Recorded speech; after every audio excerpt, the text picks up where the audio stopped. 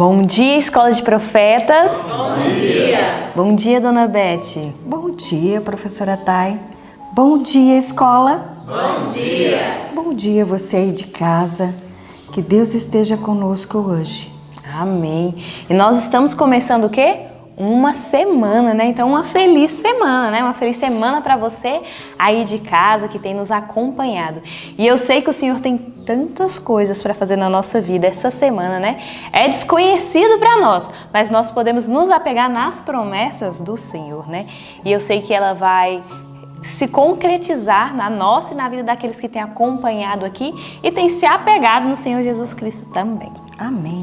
E para começar esse dia melhor ainda, porque nós temos a presença do Senhor Jesus, nós vamos fazer o quê? Uma oração, né? E eu convido você a participar também dessa oração junto conosco. Então vamos orar? Santo Deus e eterno Pai, nós louvamos o Teu nome porque o Senhor é bom e eterno é a Tua misericórdia, Pai. E mais uma vez ela nos despertou, Pai.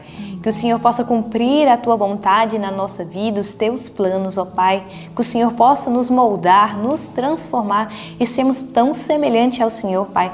Que possamos alcançar outras pessoas com esse amor, Pai, que difunde todas as coisas, Pai. Colocamos a nossa vida hoje e todos os dias em Tuas mãos, porque eu sei que o Senhor tem grandes coisas para fazer por nós. Em nome de Jesus. Amém. Amém. Amém. E agora chegou um momento também muito especial. E qual é esse momento, Dona Beth?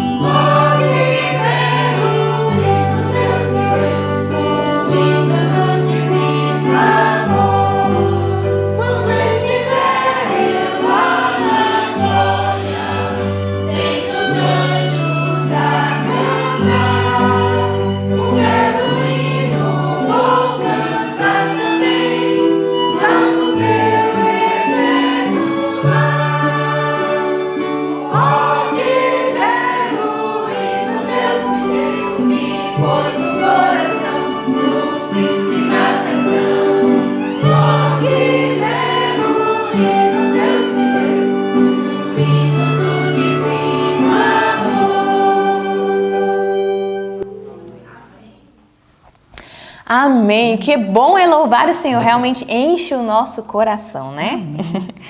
E agora nós vamos também para outra parte do nosso estudo, do nosso culto, muito especial, que agora é recapitulação do nosso verso. E o nosso verso está lá em Efésios 4:32. E no 3 nós vamos recapitulá-lo.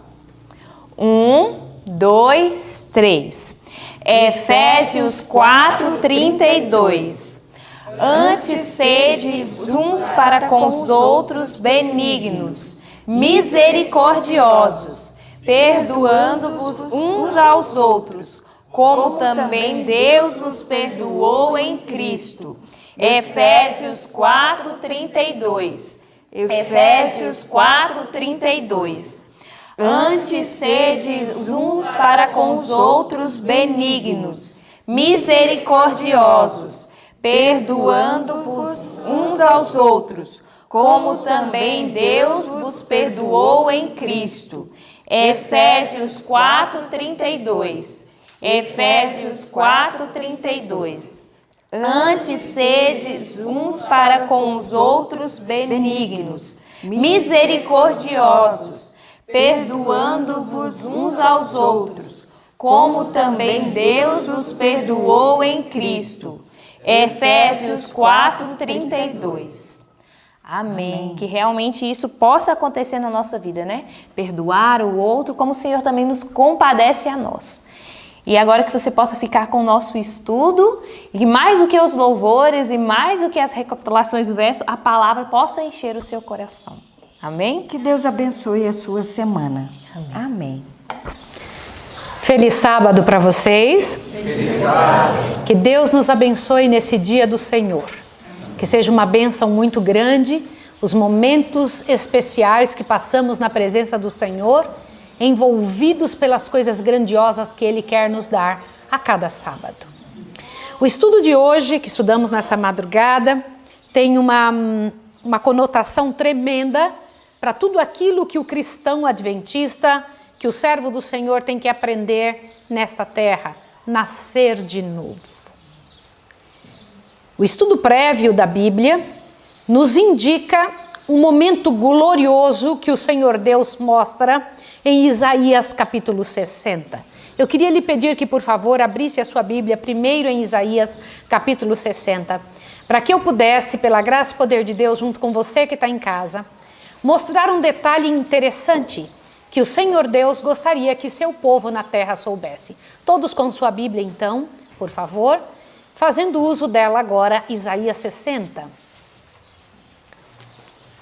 Na verdade, vamos tentar ler numa outra ordem o início de Isaías 60.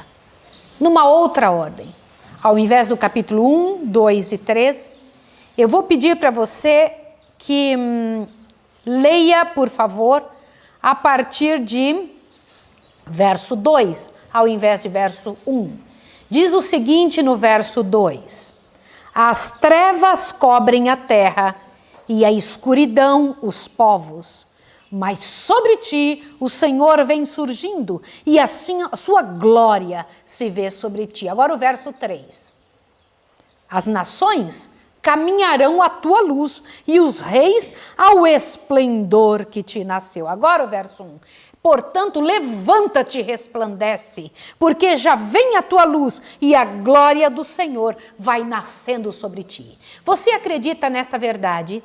De que enquanto a terra está em escuridão, uma luz do céu incidirá sobre você e as pessoas caminharão pela luz que você vai refletindo? Sim ou não? Veja, todos nós estamos guiando alguém.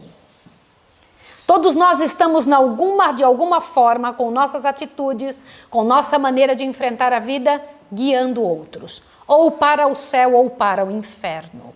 Nossa atitude nunca é para nós mesmos. A luz que incide sobre nós sempre estará ajudando a guiar outras pessoas, conduzindo outras pessoas. E o Senhor Deus fez uma promessa aqui para o povo de Israel, para o povo do Senhor, dizendo que a luz do céu incidiria sobre eles, que então eles, cheios dessa luz, guiariam até os reis da terra. Você acredita nisso? Você sabe o que o mundo mais precisa? O que você tem de sobra. Qual é a maior necessidade do mundo? O que sobeja na sua vida. Ah, se nós tivéssemos a visão do que é que temos. Ah, se tivéssemos a noção de quem é que passa todos os dias pela nossa história. Você tem ideia do que é que você recebe todos os dias? Na verdade, querido irmão que está em casa, esse ano bíblico deveria ser escutado por bilhares e trilhares de pessoas. Você deveria mandar isso para o planeta inteiro. Você deveria gastar horas mandando isso para as pessoas. Por quê? Porque é a gema pura da palavra de Deus e é disso que o mundo precisa.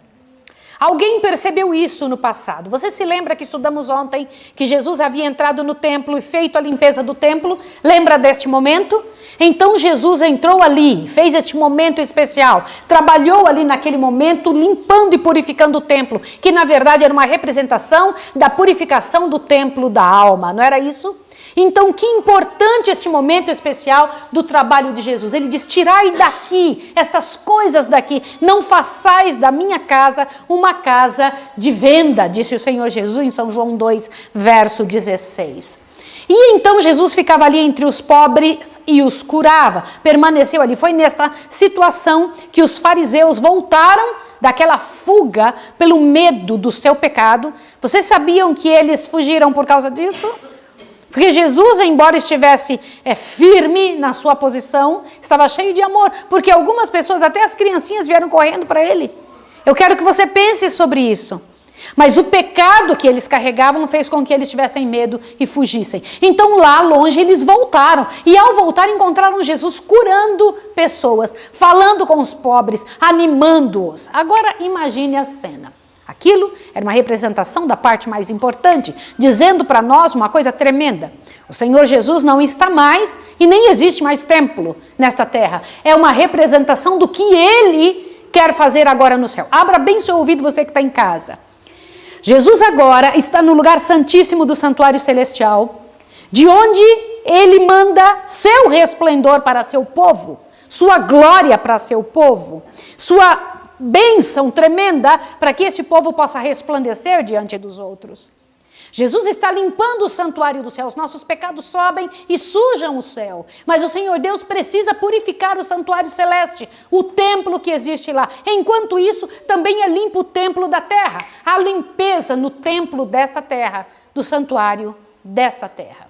Ao sair dali, algo aconteceu. Eu preciso comentar com você. Havia um homem entre os judeus, que era um homem que tinha visto e presenciado este momento em que Jesus estava purificando o templo. E era um homem também que havia escutado as pregações de João Batista. Às vezes nós pensamos que a conversão acontece no momento. Não é. A conversão acontece passo a passo. A verdade do Senhor vai penetrando no coração como espada afiada e vai fazendo separação de juntas e medulas. E é isso que o trabalho de Deus faz, um pouquinho hoje, outro pouco amanhã. Esse homem tinha ouvido e ele estava com o coração cheio e ele começou a estudar as Escrituras. E ao estudar as mensagens da verdade, ao buscar as mensagens da verdade nos rolos daquela época, ele falou: este homem é o Messias. E ele estava convencido disso.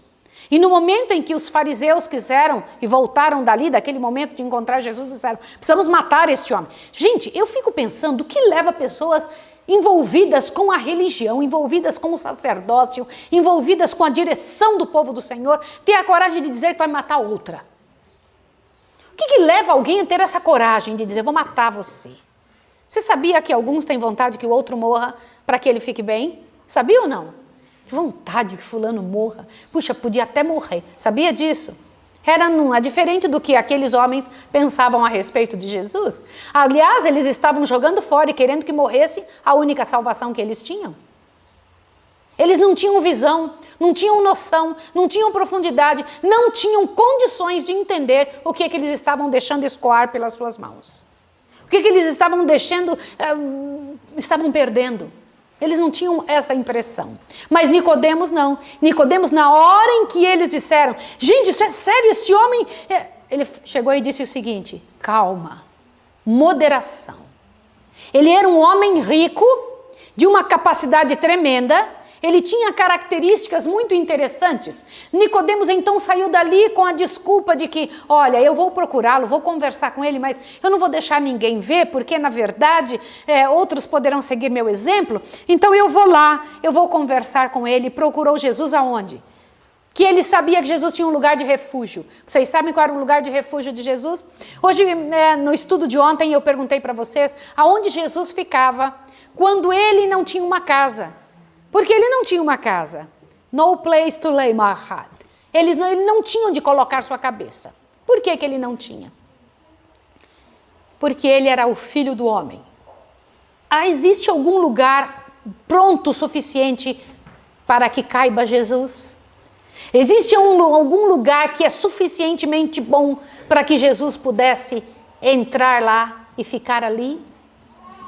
Jesus subiu no Monte das Oliveiras. E por algum motivo Nicodemos sabia que era o lugar de refúgio de Jesus. E para lá ele se dirigiu e encontrou Jesus no Monte das Oliveiras. E então de noite começou a chegar para Jesus com elogios. Você sabe que coisa interessante, né? Uma pessoa quando não é muito honesta, ela se achega às outras pessoas, não com alguma coisa interessante, mas com alguma coisa que seja interessante para a pessoa. Começou a compreender e a falar a respeito de Jesus. Oh, Rabi, como grande mestre, não o reconheceu como servo de Deus, mas Jesus, que lhe conhecia todas as intenções, olhou bem fundo nos olhos dele e então fez a seguinte declaração. Eu fico pasma de ver como Jesus é direto. Jesus não enrola ninguém, viu? Quando ele é trabalhado ou trazido diante de Jesus alguma situação que não é aquilo que realmente deveria acontecer, Jesus é rápido em dizer a seguinte frase, olha isso daqui. Em vez de agradecer a saudação, chamado de Rabi, nossa, uma coisa importante, Jesus fixou os olhos no visitante como se lhe estivesse lendo o coração. Em sua infinita sabedoria, viu diante de si o indagador da verdade. Como assim? Ele, ao olhar para Nicodemos, falou, esse homem, ele está dando uma disfarçada, mas ele é um bom indagador da verdade. Sabia o objetivo de sua visita e no desejo de aprofundar a convicção já existente no espírito do ouvinte, foi diretamente ao ponto. Qual ponto? Na verdade te digo que aquele que não nascer de novo não pode ver o reino de Deus. Eu queria que você pensasse nessa frase. O Senhor Jesus dizendo, na verdade, quando ele falava na verdade, repetia, era algo muito importante. Na verdade eu te digo que aquele que não nascer de novo não pode ver o reino de Deus. Eu preciso te fazer uma pergunta. Você já nasceu de novo?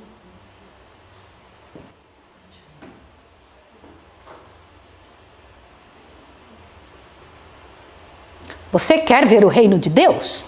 A razão pela qual você está escutando este sermão, está escutando esse ano bíblico, a razão pela qual você está sentado hoje aqui na igreja é essa. Você quer ver o reino de Deus? Sim ou não? O Senhor Jesus disse que existe uma razão pela qual você não entra lá entre tantas, mas esta é a principal. Ele diz, quem não nascer de novo não pode ver o reino de Deus. E isso me leva a pensar demais. Meu coração se apressa em perguntar para Deus, Senhor, quais são as características do que eu preciso? Abra seus ouvidos. No livro, capítulo 17, o desejado de todas as nações.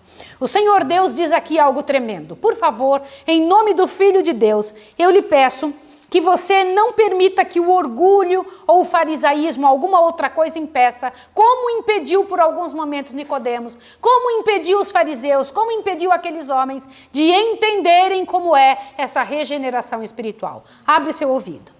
Nicodemos fora ter com o Senhor, acha esse parágrafo, por favor. Nicodemos fora ter com o Senhor, pensando em entrar com ele em discussão, mas Jesus lhe expôs os princípios fundamentais da verdade. Disse a Nicodemos, não é tanto de conhecimento teórico que precisas, mas do quê? De regeneração espiritual. Irmãos, em nome de Jesus, quer ver uma característica que mostra se você nasceu de novo? Está aqui nesse parágrafo. Olha a característica que mostra se alguém nasceu de novo. Presta atenção. Em nome de Jesus eu imploro que agora nenhuma pessoa olhe para lado nenhum, nem faça absolutamente nada. Este é um momento muito especial. Não permita que o diabo lhe roube este momento. Não permita, não durma, não cochile, nada. Observe isso aqui agora. Olha o que ele disse que era o princípio da regeneração espiritual. Ó, não necessitais satisfazer tua curiosidade, mas precisas ter um novo coração. É necessário que recebas nova vida de cima, antes de ser possível apreciar as coisas celestiais. Quem não aprecia as coisas celestiais ainda não nasceu de novo. Eu vou repetir o que eu estou dizendo. Não sou eu, é o livrão, né? Quem não aprecia as coisas celestiais não nasceu de novo. Você sente prazer em ler a palavra, em estudar a Bíblia, em querer servi-lo? Vou contar uma coisa a você que está em casa e a você que está aqui, é um pedacinho da minha vida que eu vou abrir para vocês. eu sou uma mulher que já tive muitas perdas. Louvado seja o nome de Deus, porque já tive também muitas vitórias. Bendito seja o nome do Senhor. Mas uma das grandes perdas que eu tive foi a minha família. Eu havia perdido tudo que tinha, tudo, sem absolutamente nada que sobrasse, absolutamente nada, só o documento na mão. Casa, esposo, filhos, tudo que tinha eu perdi. E eu me lembro que eu estava numa situação muito terrível, eu morava no porão de um dos colégios adventistas, porque foi o que sobrou de espaço naquela ocasião. Então eu fui morar no porão do colégio, do IAE, antigo IAE, quando eu pedi uma oportunidade para começar a trabalhar. E eu fui trabalhar então naquele local. E eu me lembro que eu me joguei aos pés do Senhor, implorando que Ele me recebesse, que Ele me ajudasse, que me desse alguma outra chance na vida, que alguma outra coisa o Senhor Deus me concedesse. E naquela ocasião o Senhor Deus me deu algo que eu precisava muito e que foi a solução da minha história. Irmãos, eu pedi a Deus para gostar de ler a Bíblia, porque embora fosse adventista a vida toda, eu tinha uma repulsa de ler a palavra de Deus, cansaço de lê-la. Era isso para mim um fardo, cansativo e difícil. No entanto, eu comecei a orar e ficava orando até que eu sentisse prazer em olhar para a Bíblia e vontade de lê-la. Foi então que o Senhor Deus começou a dar para mim aquilo que foi a parte principal da minha história e a solução da minha vida. Eu senti uma vontade tão grande de ler a palavra de Deus, um desejo tão grande de buscá-lo. Eu cuidava naquela época, era recepcionista do Centro de Línguas lá no colégio, né? E também era a última pessoa que saía do Centro de Línguas, porque o Centro de Línguas fechava às 10 horas da noite, e eu telefonava para o rapaz que cuidava dos cães, para que ele guardasse os cães, fechasse os cães, e então eu poderia descer para dentro do dormitório das moças, quando ele então fechava. Mas eu ficava orando a Deus, olha o que eu vou te dizer, que aparecesse menos pessoas para que eu pudesse ter tempo de ler a Bíblia. Eu ficava ali lendo todo segundo que tinha. Era uma sede, era uma vontade tão grande, tão grande, tão grande. E no momento que eu descia, que eu sabia que eu ia ter que ir com luzes apagadas, não podia mais acender luz alguma, eu sabia que eu ia ficar esperando o dia nascer para poder ler a Bíblia de novo. Que alegria que eu sentia por ler a Bíblia. Mas isso foi preciso vir de cima. Não era natural de mim. Veio do Senhor. O Senhor deu prazer nas coisas celestiais. Prazer nas coisas celestiais. Como isso é possível? Você renovando todos os dias, pedindo, Senhor, eu preciso disso. Eu quero. Senhor, em nome de Jesus, e coloque, plante, trabalhe em mim para que eu tenha vontade de buscar as coisas de cima. Qual é a prova de que você nasceu de novo? Você tem prazer nas coisas celestes ou você combate contra elas? Você diz, não quero, não é isto. Não, isto não é tão assim. Que triste, não é? Antes que se verifique essa mudança, tornando novas todas as coisas, nenhum salvador proveito terá para ti o discutir comigo, diz Jesus. Minha autoridade ou mesmo minha missão, disse a ele. Antes que você entenda, antes que você receba a vida de cima, você não vai conseguir conversar comigo sobre minha missão. Uau, sério isso, não é?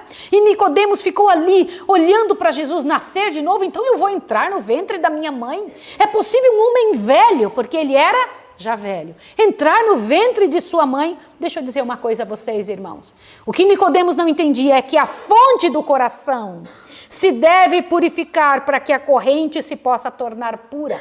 A fonte tem que ser renovada para que o correr da água da vida permaneça pura. Você entende a seriedade disso?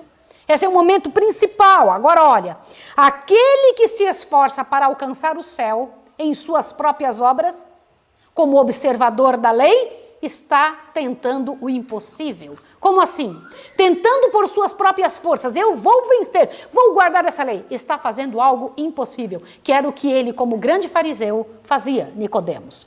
Não há segurança para uma pessoa que tem a religião meramente legal, uma forma de piedade. A vida cristã não é uma modificação ou melhoria da antiga. Gente, abre os ouvidos. A vida cristã não é uma modificação ou uma melhoria da antiga. Não é uma maquiagem que você coloca nela. Ela não se torna bonitinha por fora só. Olha o que é.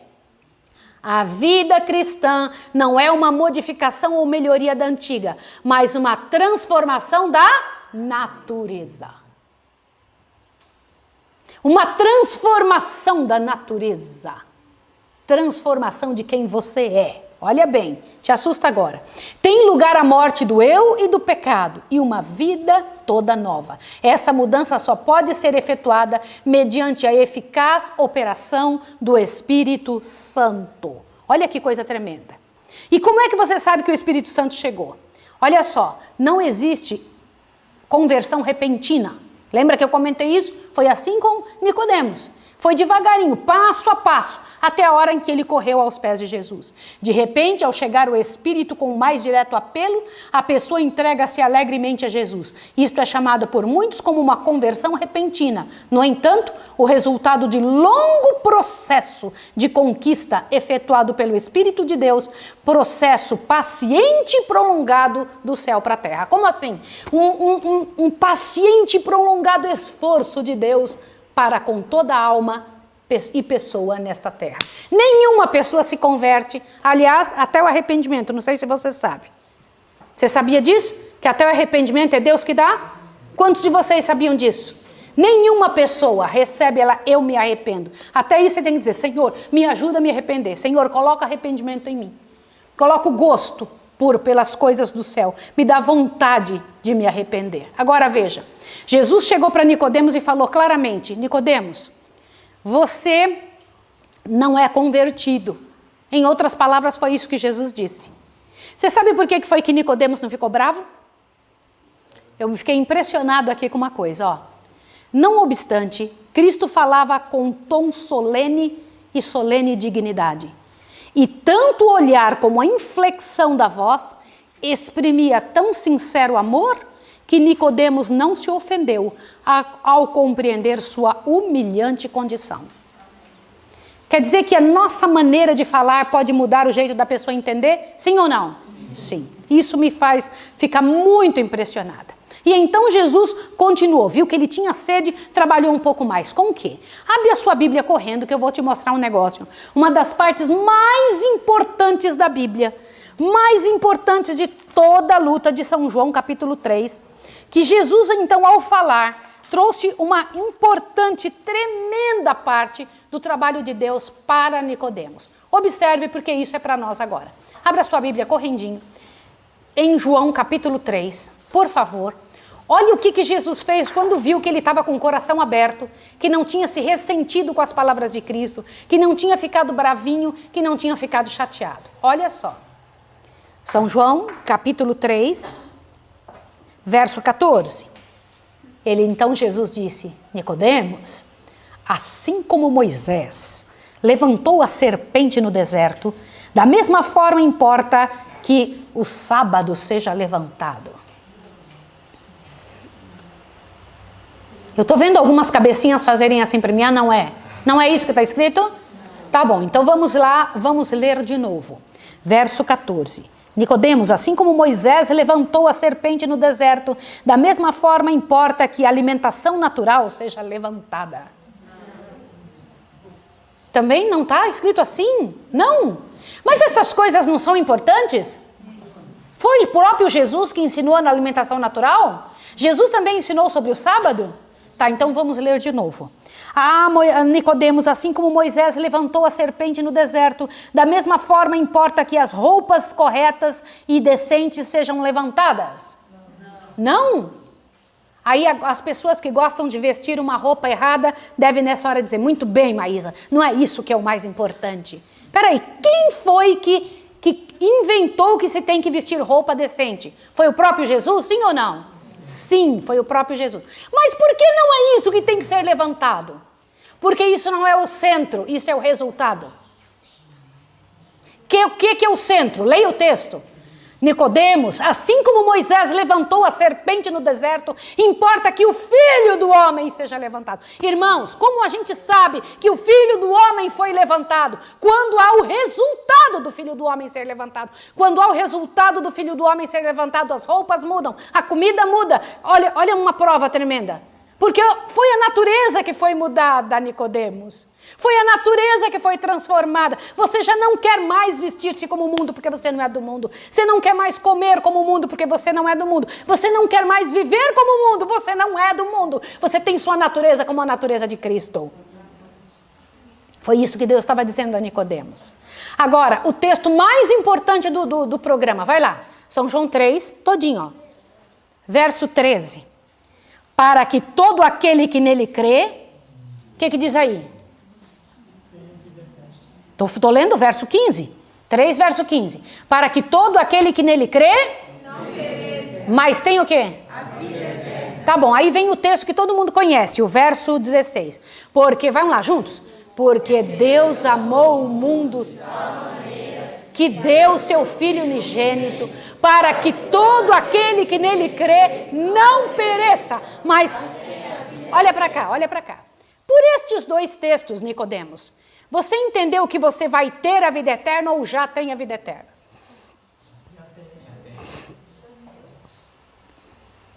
Nicodemos, você tem que saber responder, Nicodemos. Você é doutor da lei.